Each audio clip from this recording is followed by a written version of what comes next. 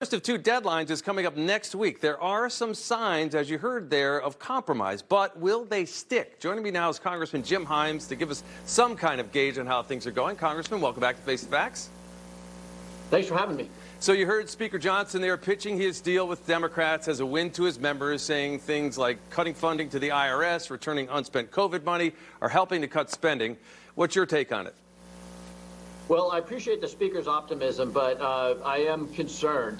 We saw a rebellion this week from the hard right wing, the House Freedom Caucus, in which they basically brought business on the floor to a close because they didn't like that deal that you're talking about, that he struck, of course, with Senate Majority Leader Chuck Schumer.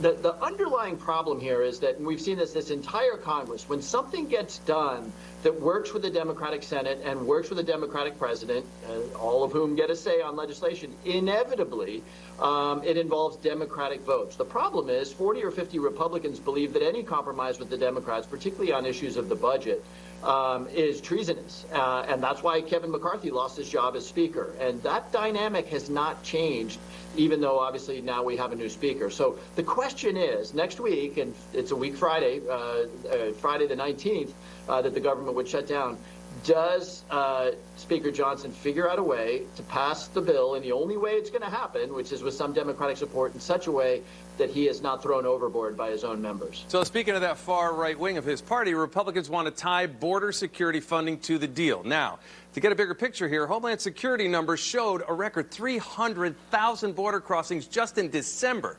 So where is the House negotiation on that part?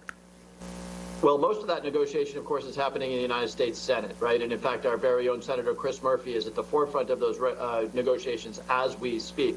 Now, here's what I would say. Two things. Number one, obviously, it has been decades since we've been able to do a border or an immigration deal. It is a very, very what do they say, third rail topic in politics. But nonetheless, it has been decades since we've gotten something done, and we really should. The immigration system is broken, whether we're looking at security on the border or our ability to process migrants in the United States.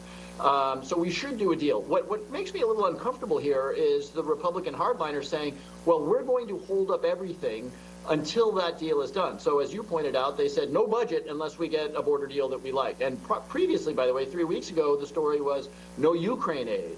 We're going to just let Ukraine hang to let Vladimir Putin do whatever he wants to do in Ukraine unless we get a border deal.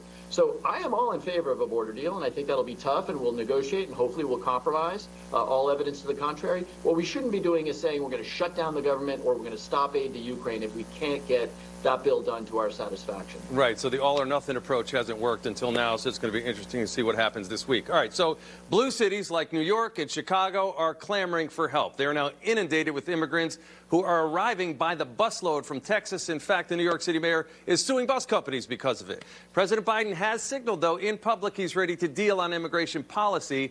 What do you think could be on the table here? Things like limits on humanitarian parole or remain in Mexico, some of those things, bringing those back?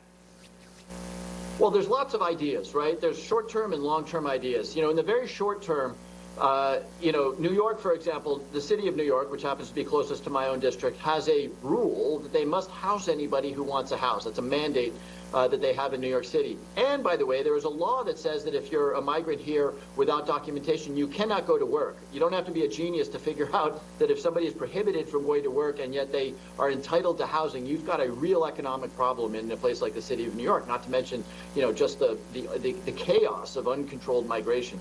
So to answer your question, clearly, we can do better border security. Now, Donald Trump wants to build a wall. We use technology. There are lots of ideas in there that make sense in terms of just making sure that we have well-guarded borders. But then you get into stuff which is longer term, less interesting to talk about, less interesting to make a meme about on TikTok, but that is really important. The speed with which our judges process people who have a claim, a legitimate claim for asylum. We don't have nearly enough of those judges. And again, even though it bores people, and I acknowledge that, think about what is going on in your home country whether it be Guatemala or El Salvador, if you're willing to put your 7-year-old child into the hands of a stranger to get them out of your home country. And the reason I ask people to think about that is, boy, the United States could do so much more to work with countries like El Salvador, Guatemala, rural areas of Mexico, the nation of Mexico, to say, you guys got to develop in a way, get your public safety situations under control in such a way that there isn't such a huge push to come to the U.S. southern border. And those were some of the things that were charged to Vice President Kamala Harris, which is a very difficult thing for anyone in that position to do. One last question before we go. Are we going to see a shutdown next Friday? What do you think? How do you game that out from here on out? Well, it's really hard for me to game. I'm in the minority here, and the majority has not shown itself to be particularly functional, right? They took 15 votes to get their first speaker and pretty quickly tossed that speaker overboard. They brought proceedings on the floor to a complete halt this week.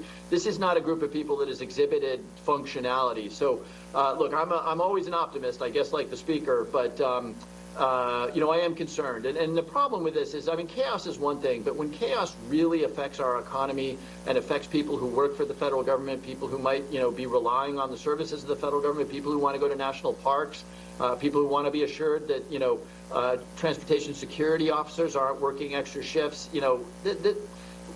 people's government shutdown is an abstraction until you learn what it really means, and it causes a great deal of pain both for individual Americans and for our economy. So fingers crossed. Well, hopefully we don't continue to govern by crisis. Congressman Jim Himes, thank you so much for once again joining us on Face the Facts. Thank you. All right.